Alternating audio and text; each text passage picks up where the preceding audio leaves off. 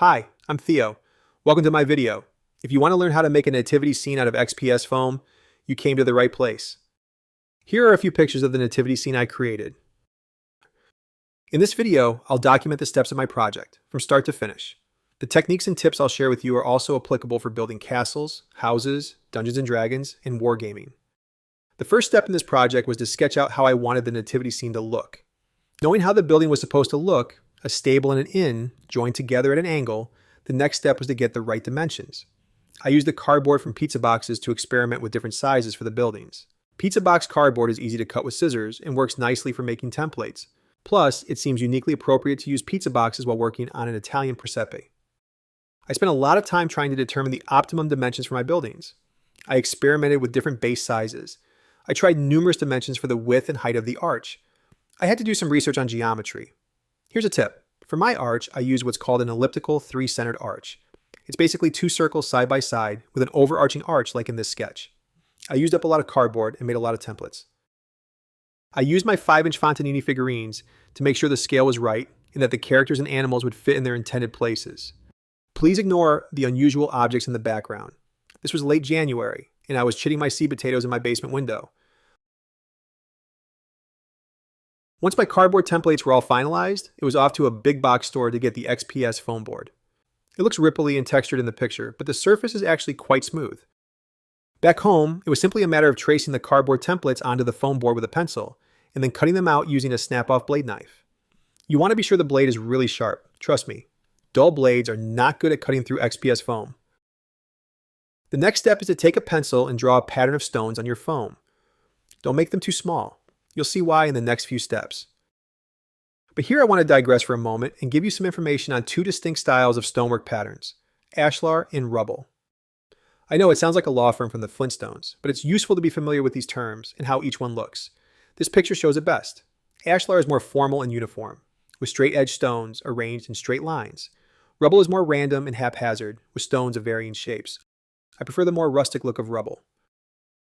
I realized this after I'd spent a lot of time working on my first panel for the stable. Not really knowing any better, I made it in the Ashlar style. I didn't really like the way it looked. That's when I did more research and realized that the buildings I liked were in the Rubble style, so I had to scrap this and redo it. You learn as you go. Anyway, back to where we were. After you've drawn all your stones, you'll want to take a soldering pen and carve out all your lines. Soldering pens aren't expensive. They plug into any outlet. Do this step in a well-ventilated area, preferably outside. The melting foam creates noxious fumes that you'll want to avoid breathing in or having in your house. Be sure to practice on some smaller pieces first to get the hang of it. This is why you don't want to draw your stones too small to start with. If you do, after soldering, you'll be left with stones that are too small. The next step is texturing. Make a ball of crumpled up tin foil and then press it into the surface of the foam, texturing each stone.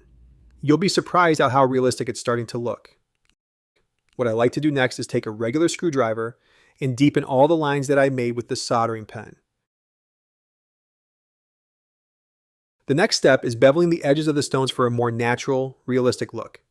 I find that the larger end of a metal chopstick works perfectly for this. You just want to go around all the edges and press them down so they're more rounded and less sharp.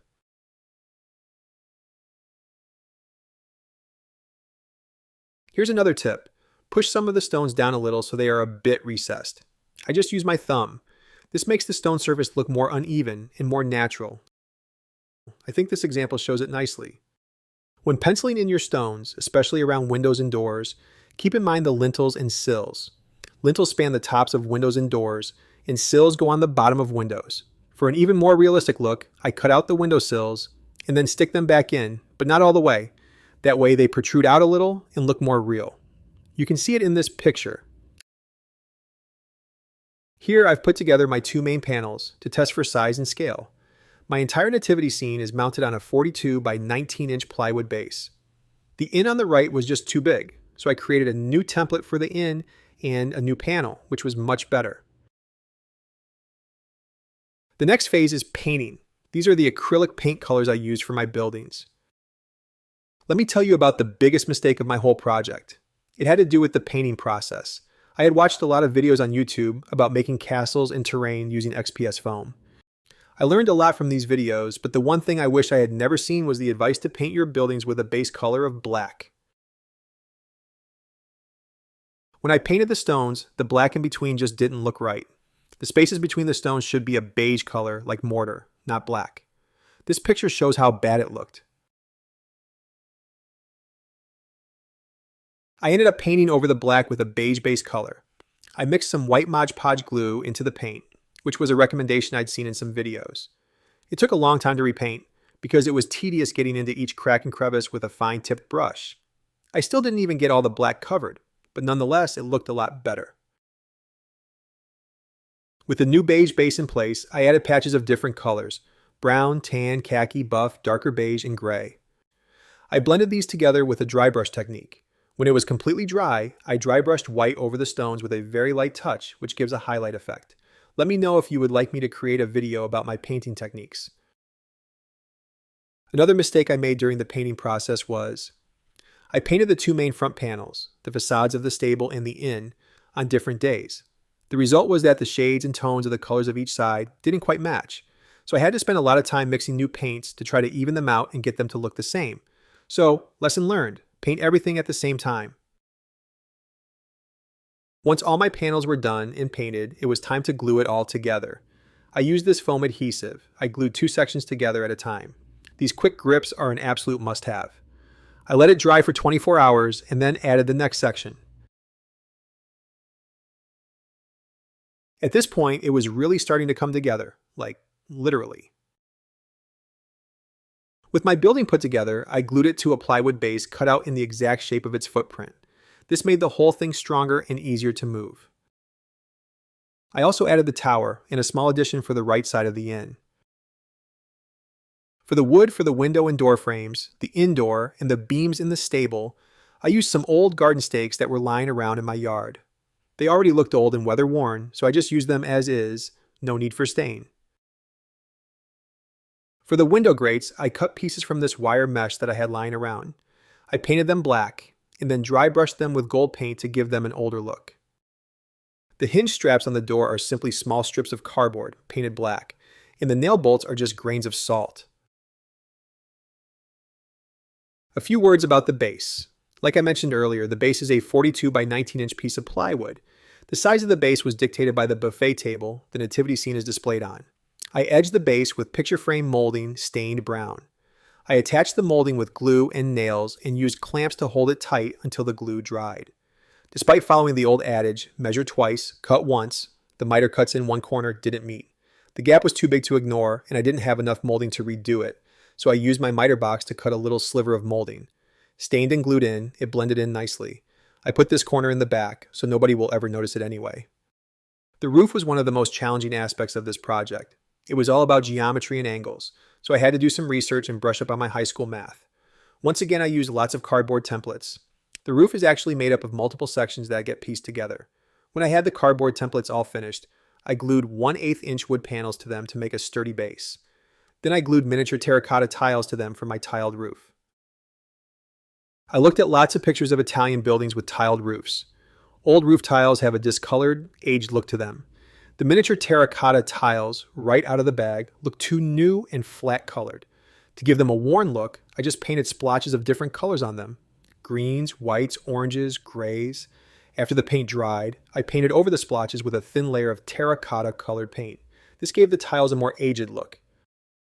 When I was envisioning how I wanted my nativity scene to look, I knew that I didn't want it to just be sitting flat on the base. I wanted some elevation for additional interest, as if the building was situated high up on a rocky outcrop. So I added additional layers of XPS foam board, which I scored and carved with my blade knife to simulate natural rocks. I made a flagstone courtyard of foam to put in front of the building and a stone retaining wall. For the wall, I used real stones. It was a challenge to mix my paint colors for my foam stones to match the colors of the real stones, but I think I got it pretty close. Regarding the flagstone courtyard, I originally thought that I would fill in the gaps between the stones with moss. To create moss, I simply took sawdust and mixed it with paint in a plastic yogurt tub. I wanted the moss to be the color of winter moss, so it took a lot of experimentation with various color combinations to get the right shade. Here's a sample section I mocked up. Not too bad, but in the end, I decided not to use it. I think it looked a little fake, and I found the moss pattern to be distracting. At this point, things were really starting to come together nicely. In this picture, you can see the building mounted on a sturdy piece of plywood. This fits snugly into the base, which I had to build up with pieces of foam and shims to make it level with the courtyard. The next step was to add some vegetation and tufts of grass to the rocks for a more interesting and natural look. I looked at videos and websites for wargaming and model railroading for ideas. The next phase was the electrical work. I watched a lot of videos about lighting for, interestingly enough, dollhouses. The concept is the same. I found suitable light fixtures on dollhouse websites. In addition to these lanterns, the buildings are also illuminated from within with light bulbs. Here are some more pictures of the electrical work. It's a good thing the wiring is hidden inside and in the back. I made a bracket out of foam to support the power strip. To simulate a warm glow from behind the in windows, I simply taped pieces of yellow tissue paper behind the windows. These barrels I made out of foam.